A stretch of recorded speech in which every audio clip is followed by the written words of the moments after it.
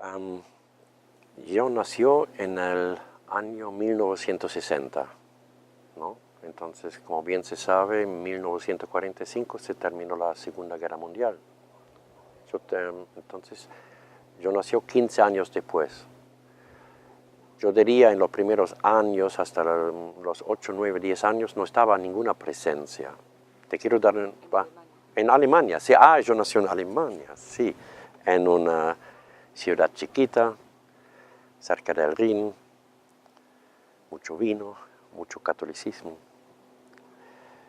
Y en esta pequeña ciudad había muchas ruinas, casas deshechas.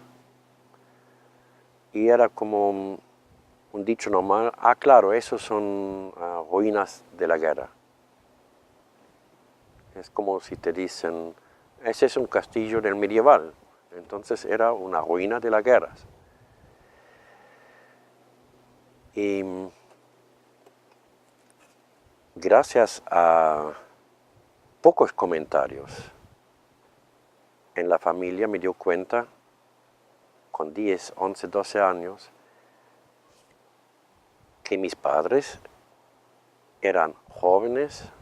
En el caso de mi padre, incluso terminó de estar soldado en esta guerra, lo cual me produjo un gran conflicto, porque pensé que ellos serán, según la moral cristiana, ahora condenados al infierno. No por estar en una guerra, sino porque tal vez han matado a alguien. Y rápido me tenía que dar cuenta que no querían hablar de hechos de la guerra. Ni un porqué, ni cómo lo han vivido, ni cómo han vivido el fracaso después. Nada de eso. Había como un silencio total. Y eso en general, en buena comunicación con mi mamá, también como podía, con mi papá, yo no podía entender cómo hay un tema que es tabú, que no te dejan preguntar. Eso me produjo un gran lío, una gran preocupación, una gran búsqueda de explicaciones. Siguiendo con esta pregunta en mi vida, yo tenía que darme cuenta que es toda una generación que no hablaba. Los padres de mis amiguitos tampoco hablaban de la guerra. Y así siguiendo. Pero todo el mundo sabía que había esta guerra. Después, más fuerte, me tenía que dar cuenta que no solo había una guerra, sino también un dictador que se llama Adolf Hitler y que tenía una ideología de mucho odio hacia grupos del pueblo que se llamaban judíos, que se llamaban también gitanos, o homosexuales, o comunistas. Bueno, más bien conocido es este odio hacia los judíos, ¿no? Yo quería saber qué posición tenían mis padres. No había manera de hablar de eso. Me gustaría darte un ejemplo de este silencio en un pueblo, en una sociedad de eso. Enfrente de mi colegio primario había una de estas ruinas de la guerra. Y recién, hace 15 años, visto de hoy, descubrió un historiador que venía de afuera a nuestra ciudad que eso era la sinagoga. Quiero decir, como unos casi 50 años, había un silencio total que en otro momento, en esta pequeña ciudad, había una convivencia normal entre las diferentes religiones. Es fuerte, ¿no? Es muy fuerte. Y eso me afectó fuertemente en la aceptación de la sociedad. Yo sentía que algo era mal. Y Y también me asustó como mis colegas de mi misma edad no se preocupaban tanto. Digamos, el silencio también pasaba hacia ellos. Mucho más después, digamos, ya como adulto me doy cuenta que es un fenómeno mundial, este silencio, ¿no? Y gracias a una historia que pasó a mi mamá hace pocos años, donde ella y yo le hemos leído un libro, un documental de una persona de la misma edad de mi mamá, ella contando qué pasó al final de la guerra. Y yo lo leí y me pareció horroroso. Preguntando a mi mamá, ella dice, bueno, no, eso le parece romántico. Y yo insistiendo un poquito, muy suave. Bueno, sintéticamente quiero decir, hemos llegado a un momento donde él salió de contarme, bajo de mucho duelo, bajo de mucho llanto, una historia que le pasó al final de la guerra, que obviamente con la carga como le salió, era claro que por 60 años ella no había contado a nadie eso. Entonces, si yo sabiendo estas cosas y estudiándolo un poco y claro, con la experiencia de vida, ver cómo estos fenómenos del silencio hacia las cosas traumáticas son tan generalizados, es impresionante el sufrimiento que hay en este mundo tapado. Y tú me preguntaste antes, claro, ya estamos entrando al tema de los dolores, ¿no? Que uno tiene, que son tan fuertes, cosas que son grabadas en ti y no se sabe. Pero ¿me estás hablando de un dolor físico o de un dolor mental? Pues creo que van unidas. Van unidas, Sobre todo sí. mental. No, te pregunto por el tema que un dolor físico a veces se puede realmente calmar con un medicamento, Sí, ¿no? Pero los dolores que tapamos en nuestra memoria, yo creo que en la ciencia se llaman a veces cosas traumáticas, ¿no? Yo casi prefiero de hablar de islas en la memoria, acontecimientos que hemos aislado porque nos duelen demasiado. Entonces lo bloqueamos, como oreamos y lo pongamos en un lugar, en un rinconcito, donde esperemos que no nos molesta. Pero de hecho, requiere mucho esfuerzo de tapar esta memoria. Además, tienes que evitar muchas situaciones que son similares a las cuales donde se creyó. Por ejemplo, si te pasó algo con un cierto tipo de papá, vas a ver si eso no puedes trabajar, integrarlo bien, vas a reaccionar muy raro siempre cuando encuentras gente similar. Quiero llegar al punto de, según mi experiencia de vida y también conociendo la doctrina y los conocimientos de Silo, las psicologías, los apuntes de psicologías de él, el procedimiento para integrar los dolores mentales de memoria adecuadamente, que se llama transferencia, de transferir estos contenidos. ¿Se entiende eso? Explícalo un poco. ¿Cómo sería transferir?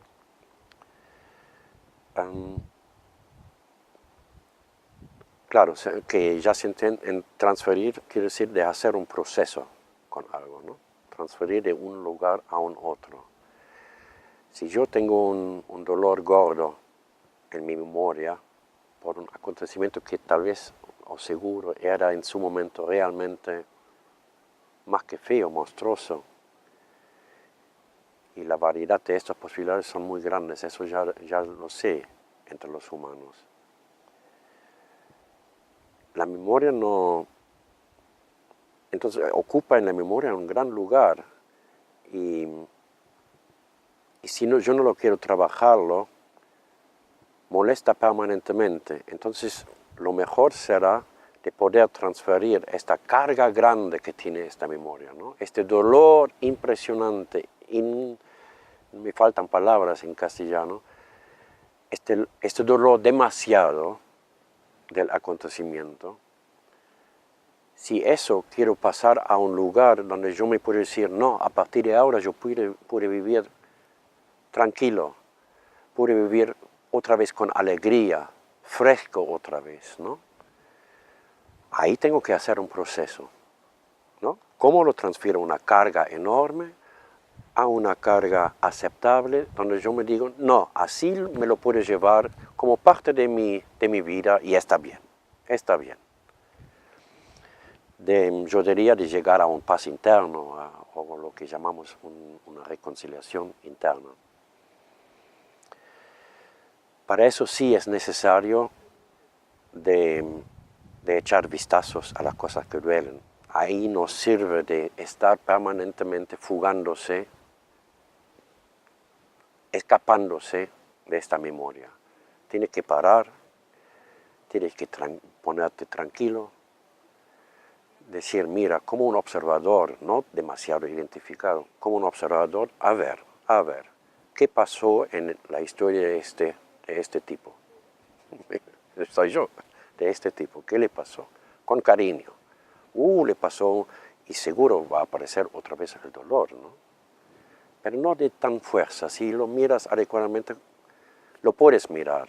Y vale la pena de mirarlo porque eso te va a servir de entender que siempre en esas situaciones donde incluso pasan las monstruosidades más horrorosas, había factores de muchos lados que llevaron a esta situación fuerte, dolorosa. Quiero decir de trabajar un poco en la comprensión de la situación de la historia. Y me puedes creer, eso ya va a servir, ya estás en plena transferencia, ya estás entendiendo, comprendiendo, ya empieza a perder carga, ¿no?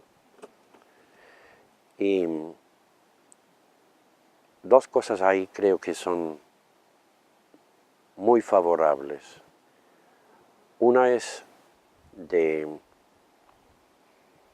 a lo mejor tener o buscar gente cercana donde puedes expresar este dolor también. De no quedar en ti, de expresar a un otro este dolor que has sentido o tal vez todavía sientes. El otro ni tiene que recomendar o hacer algo, pero una persona un poco querida, una persona con compasión, con oreja abierta, y expresar a un otro humano eso. Eso ya es muy, muy útil. Y para eso no siempre falta un psicólogo, eso puede ser un familiar, un vecino, un amigo, una persona que no conoces pero sientes simpatía, ¿no? Eso veo importante. Más importante todavía en todo eso de superar dolores en nuestra memoria es el deseo de ir a la verdad y de no falsificarla. Y eso me parece es válido tanto para la biografía personal, como yo lo he vivido, como a nuestras sociedades y nuestro género humano. A mí me hizo muy bien, por ejemplo, de hacer un lapso de tiempo de un año y medio, de mirar cómo es la historia de la violencia humana. Era fuerte, no era lindo. De leer un libro bien documentado sobre el tema de los genocidios del último siglo, no es una lectura de diversión, no es una novela. Te confrontas que tu especie, ¿qué está capaz de hacer a otros seres humanos? Duele. Pero no se trata de sufrir, se trata de comprender, o por lo menos incluso de ver cómo es el proceso, de qué pasado venimos. Y te puedo decir una cosa, me dio cuenta, mi modo de ver, mi comprensión, que estamos llegando hasta el día de hoy de un pasado, de una historia humana muy violenta. Muy, muy violenta. Y Hoy incluso me parece que llegamos como casi hacia un final, pero no un final de la violencia, como una explosión. Porque hoy tenemos todo el planeta conectado, todos los seres humanos. Yo puedo saber que hace un amigo mío, un hermano mío que está en el otro lado del planeta en este segundo, lo puede comunicar. Estamos completamente conectados, pero todavía no sabemos cómo convivimos. Y parte de eso yo creo que será que transferimos y seamos verdaderos con nuestro pasado también. De estar consciente que somos también muy violentos. Al infierno. No por estar en una guerra, sino porque tal vez han matado a alguien.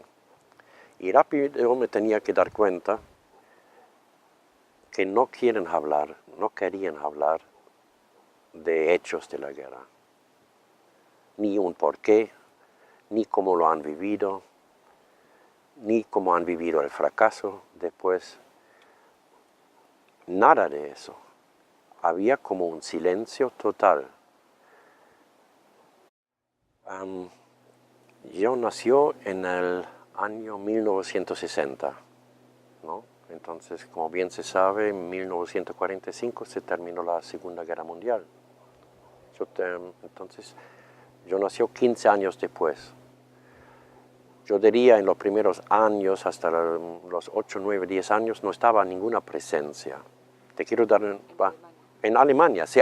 Yo nací en Alemania, sí. En una ciudad chiquita, cerca del Rin, mucho vino. Gracias a pocos comentarios en la familia me dio cuenta, con 10, 11, 12 años, que mis padres eran jóvenes.